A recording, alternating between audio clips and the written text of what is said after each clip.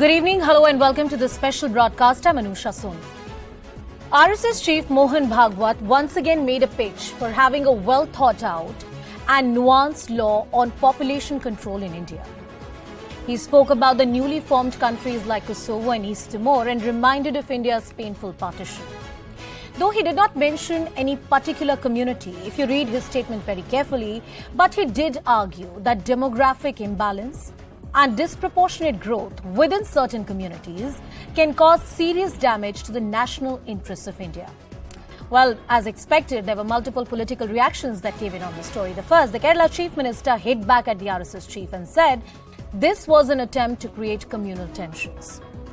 Amidst these heated political statements are some stinging realities that have not been reconciled or confronted for far too long. Some points that I'd like to put forward as we begin the show. Population explosion is a reality of India. India, unlike China, because of its democratic liberal constitution, cannot directly curb upon the reproductive rights of its citizens. Muslims were 9.8% of the total population back in 1951, cut to 2011 officially at 14.2%. The Hindu population percentage has shrunk from 84.1% to 79.9%, 1951 to 2011. Those are the figures we are looking at. Now, it is also true that the overall fertility rate amongst Muslims has steadily declined, but it remains highest amongst all the communities. We take a deep dive into the politics and policy around this entire issue of population control in India.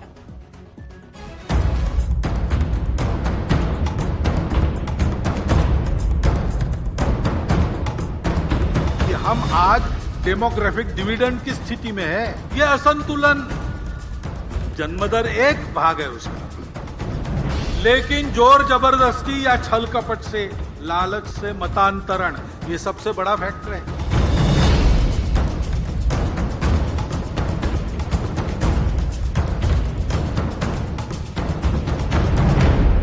Is a part of the hatred campaign initiated by the RSS and Sangh.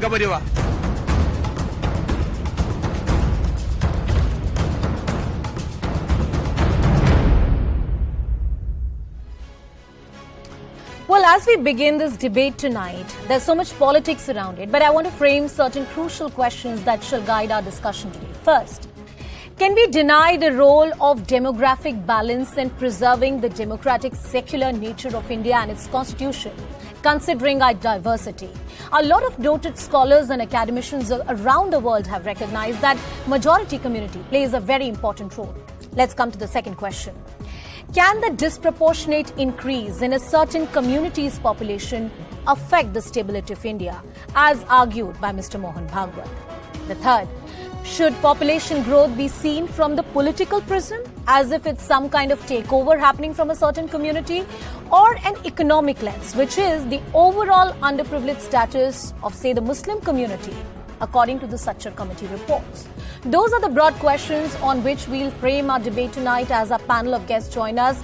But the key question that we ask is that the population imbalance remark, is it a mere falsity or a fact? To what extent there's substance in the argument of Mr. Mohan Bhagwat? Now, before I open this question to our guest, I also want to bring in certain facts for our viewers. What are the, facts and figures, demographic data, census reports, because they will tell us the reality of population in India and how various communities are growing. Look at these numbers. Let's first begin by understanding the rate of population, and these are all the numbers that have been taken from authorized sources. Hindus 19.9%, this is the growth percentage, and 16.8%, 1991, 2001, 2000 to 2011, 10-year figure, 29.4, 24.6. Now, the Muslim rate of population growth compared to their own population in the last few decades has shrunk, as I said earlier, but it still remains the highest among all communities. If you take Muslims, if you take Hindus, Christians, Buddhists and other communities. Let's move on to another graphic. So this tells you broadly broadly about the two major communities in India. The dip in Muslim population growth, about 24.6% growth rate for 2001-2011. So there is a dip that has happened for the Muslim community over the period of time, but it still continues to be one of the highest. Let's move on and talk about the fertility rate, which has been one of the key concerns.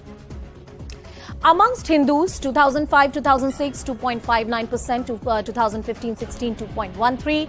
Look at this decline. Similar decline is being witnessed in the Muslim community as well, but it is still much higher than the Hindu community. And if we were to include the data and statistics for Christians, Buddhists, other communities, and various other diverse, people who live across the country, this is still a very high number, statistically speaking. Now, going forward, one needs to understand that these numbers are also a figure of 2019-2021, and the data continues to repeat itself. But yes, we do need to understand that the dip in the fertility rate is clearly something which shows that even amongst Muslims, as the educational and financial status has gone up, the fertility rate has come down. So that's the story, broadly speaking, of what the numbers really tell us. Well, also joining us on the broadcast is our full panel of guests who will give us more details and perspective about what exactly this story is. Professor Dinesh Varshney is joining us on the broadcast. We'll also have our other esteemed panelists joining us on the show. Professor Varshney, I want to come to you first and take in a perspective from you. As far as the remark of RSS Chief Mohan Bhagwat is concerned, is it really a communal statement, like the Kerala Chief Minister really said, or this should be seen in the larger perspective of a population control law that we require? Anusha, I fully agree with Comrade Panerai vision, and our stand is very clear. This is absolutely a communal statement on the Dussehra address of the Mohan Bhagwat ji, the RSS chief. You see, they, on the one hand side, they talk of that everybody benefit should be given. Another side, they talk of communalism. I would like to ask one thing. When there is a decline in fertility rate, though little higher among the Muslim community than the Hindu community, even if you take one child policy, the minority community number will increase larger or the minority number will increase larger. You don't need to be a demographic expert in this thing. You see, it is not a population imbalance. It is a policy imbalance. You yourself has covered those 2 points. I will just to repeat in another manner.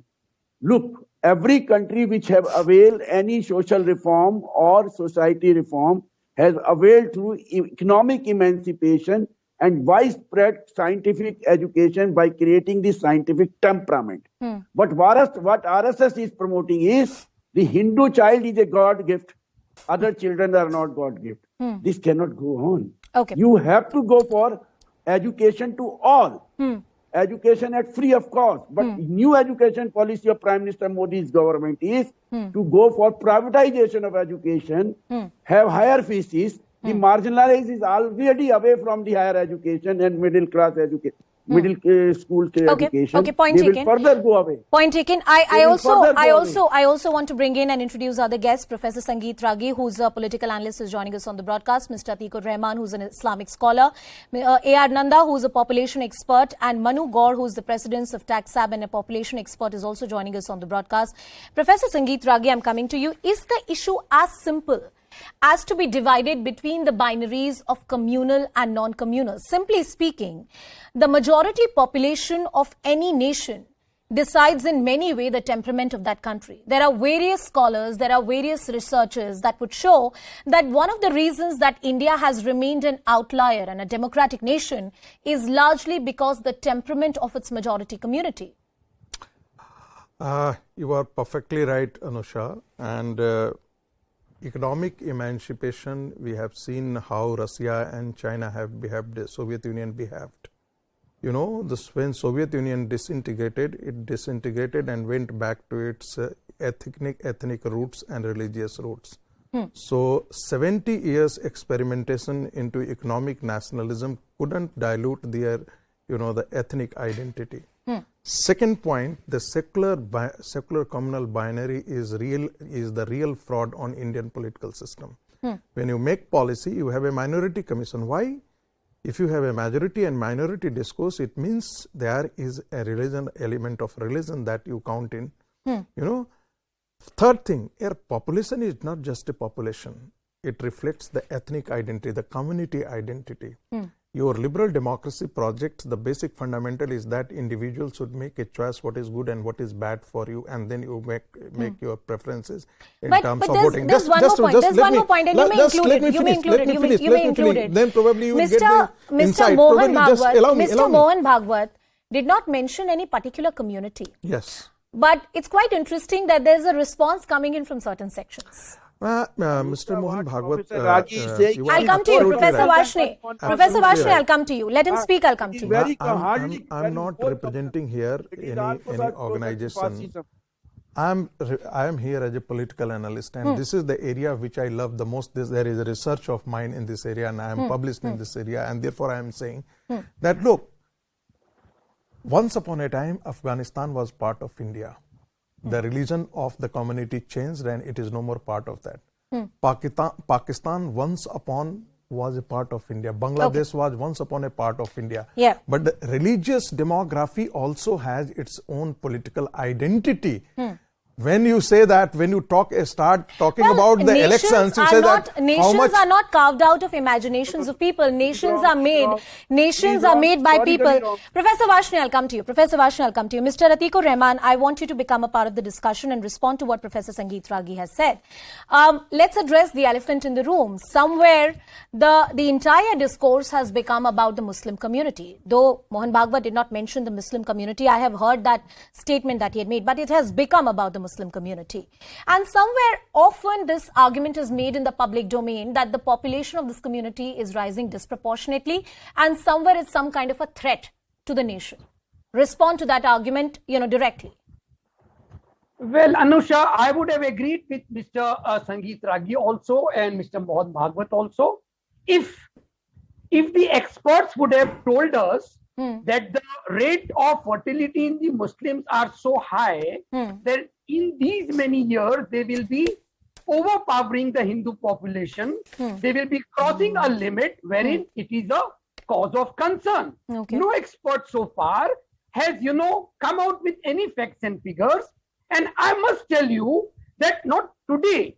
This is a, phenomena and an obsession with the Muslim population of RSS since its inception in 1925. Since those days, they are telling the majority community that if you do not take care of the Muslim population, they will surpass you. And in the 1990s, I, as a researcher with Dr. Rafiq Zakaria, we came out with a book, Widening Divide and Insight into Hindu-Muslim Relations. We devoted a chapter towards this, wherein Dr. Zakaria pinpointed that the rate of, fertility in the Muslim community, if deliberately, in an organized and a conspiracy way also, if the Muslims decide to overpower and overpopulate the Hindu population, they would be taking 365 years to do so. Okay. What I am telling is, allow me to argue. I'll come to you. Is so serious about the debate on population and so concerned about the population and the figures of India, he should come out with real facts, expert opinion, not a communally sectarian approach towards population. Respond to one thing before I take a response from the other guest. What Mohan Bhagwat said, and I want you to argue this substantially. I have the statement of what he made, in front of me. How was it sectarian? He did not mention any community. He said population explosion is a problem. He cited the example of East Timor, Kosovo, and various other nations which have, seceded recently and formed their own national identity. He also reminded us of the partition and the pain of partition. How was this statement communal? Help me understand that. Well, the mentioning of East Timor, the mentioning of Kosovo, and the mentioning of partition, the causes and the politics at that particular time was not only religion. Anusha, not only religion. This is sectarian, this is communal, mentioning East Timor and Kosovo. Thereby, what I am telling is, if it is not communal and not sectarian, then why not come with the policies of emancipation, educational and the socio-economic upliftment of the Muslim community? Because this is the score at the population. Yeah. The economic point I do take. Professor Sangeet Ragia, quick response from you, and then I want to bring in my other guest into the discussion. You know, there are plenty of researches. There is no need to. There is no need for Muslim population to overtake the Hindu population. When partition was inflicted on this country, the population of Muslim was only 23%, and they inflicted partition on this country. In last 70 years, when in 1951, after partition, the Muslim population was 9.6. Now it is closer to 18%. In the last census, it was 14.6 or around 15%, but unofficially it is said to be around close to 20%.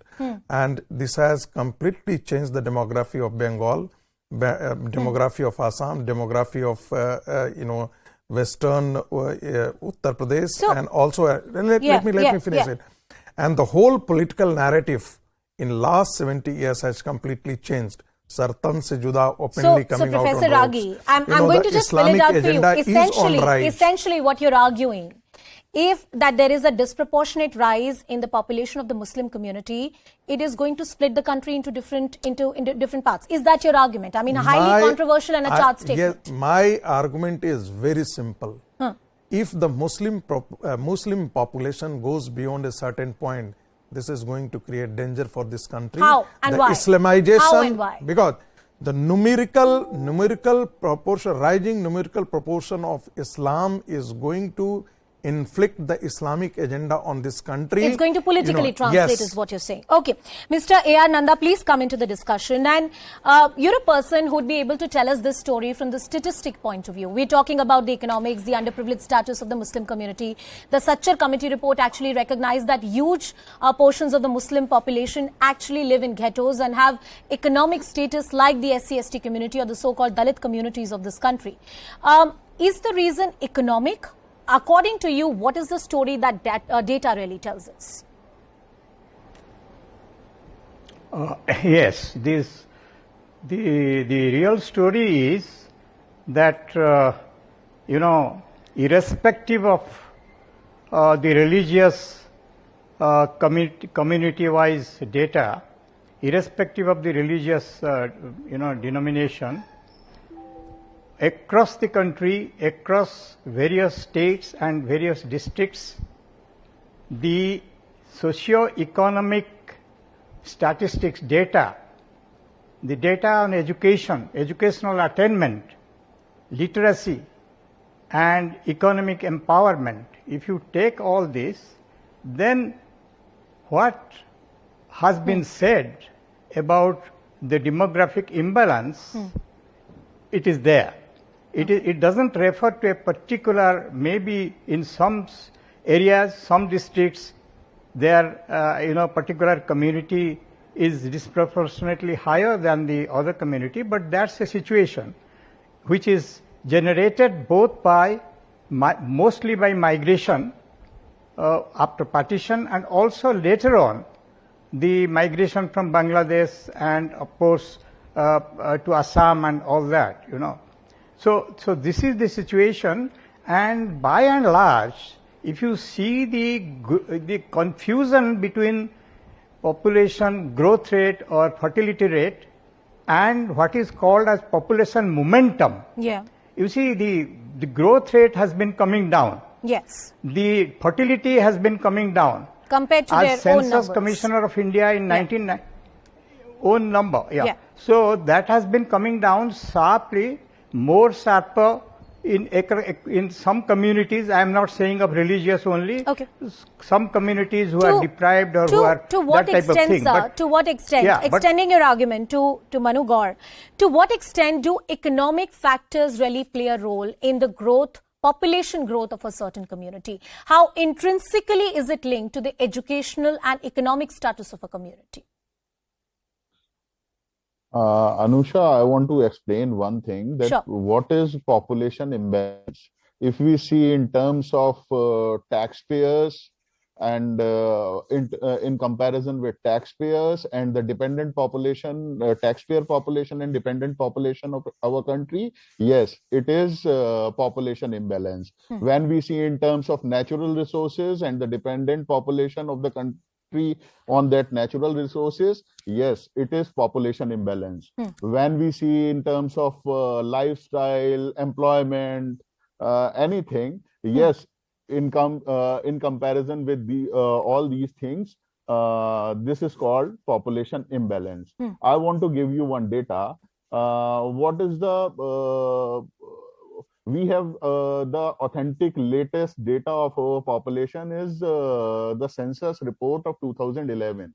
According to the 2011 census report, there were nearly 34 crores married women in the country at that time.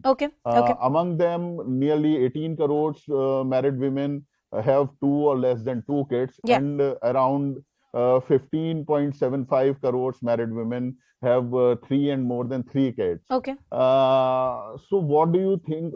How can you think about the fertility rate of 2.1?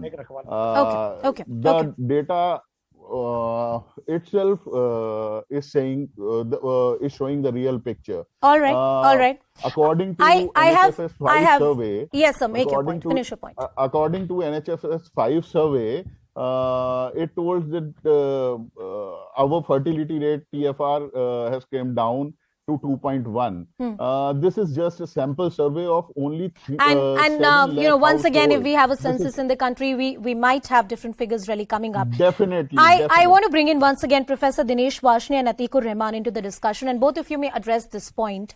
Political Islam has been cited by Professor Sangeet Ragi and various other people in the public domain as a key concern if there is a disproportionate growth in the Muslim population of the country. In fact, there are various people who attribute this growth to the partition, though I agree that there were various factors which were responsible for the partition of the country, including this factor. But it's also a fact that none of the Muslim majority country across the world is a democratic nation, Mr. Atikur Rahman. That's true. That's reality. So that's another reason we should not worry about. Worry about what? We should worry about. The secular. That's the reason that we should worry about. That except for Sir, Turkey, there is no democracy at all. Let him finish his point. Make your point. Mr. Sangeet Ragi, please. Because the secular aspect of the Indian polity, and I would have believed, if there would have been an RSS within the Muslim community. There is no RSS, Anusha, within the community of Muslims. So fundamentalism within Islam is a problem. I think you'd accept it. Yeah, the fundamental aspect of any religion is, at both ends. No. Fundamentalism of Hindutva forces and fundamentalism of the Islamist forces. But nobody goes by the demographic element as RSS goes, Anusha. Please. You have to Sir, but you haven't responded to my question. I asked you a very direct factual question. None of the Muslim majority country is a democratic country.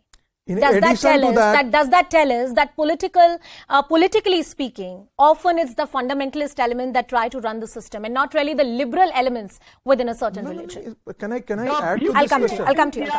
Anusha, the beauty of India is it's Ganga Jamni Tehzeeb and secularism. Okay. Wherein nobody is trying to overpower anybody. Professor Dinesh Varshney, would you want to come in on this point that the fear which is often being spoken about, that the disproportionate population may pose a huge problem, and I think at the heart of it is the argument of political Islam. Address that point. Professor Varshney. Look, Anusha, there is a tendency in the world that every radicalism or terrorism is related to Islam, and there is a feeling of, created by the finance capital all over the world of Islamophobia.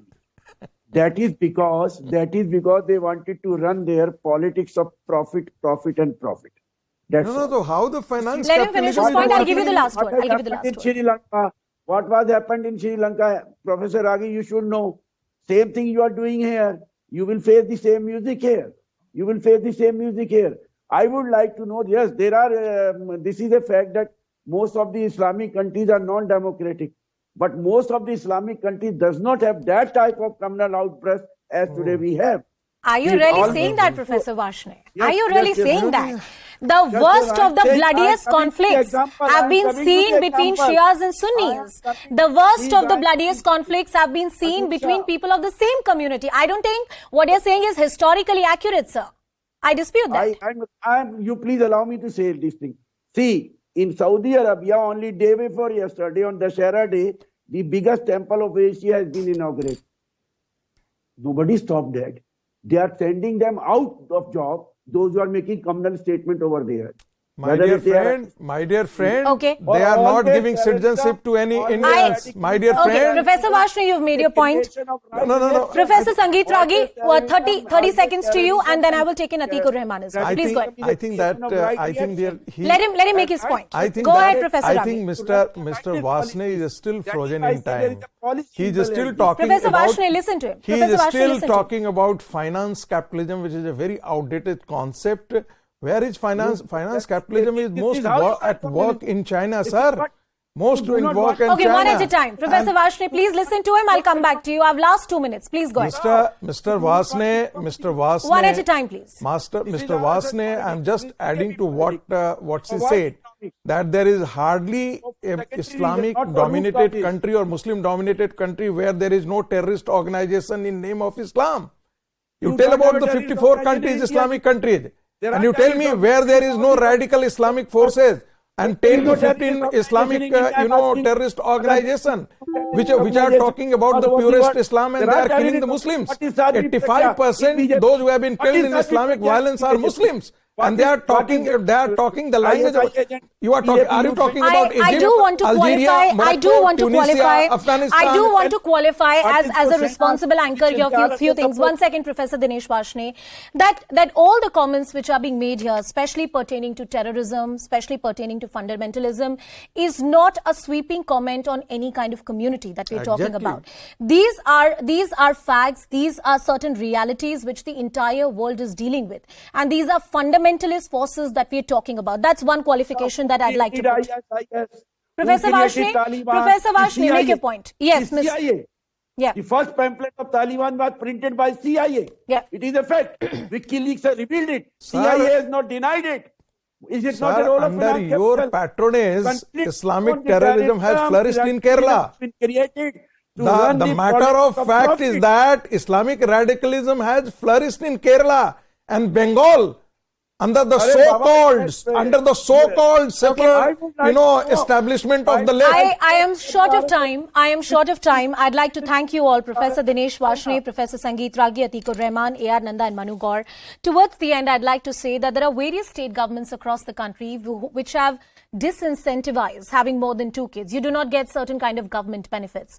But when it comes to the population control law in India, our very secular, liberal constitution will not allow a repressive law if you look at a country like China. But yes, there is a need for a nuanced policy and a well thought out steps that can be taken in the times to come, minus the communal overtones that we have seen in this entire debate. With that, it's a wrap from my side. Shivani takes the news forward.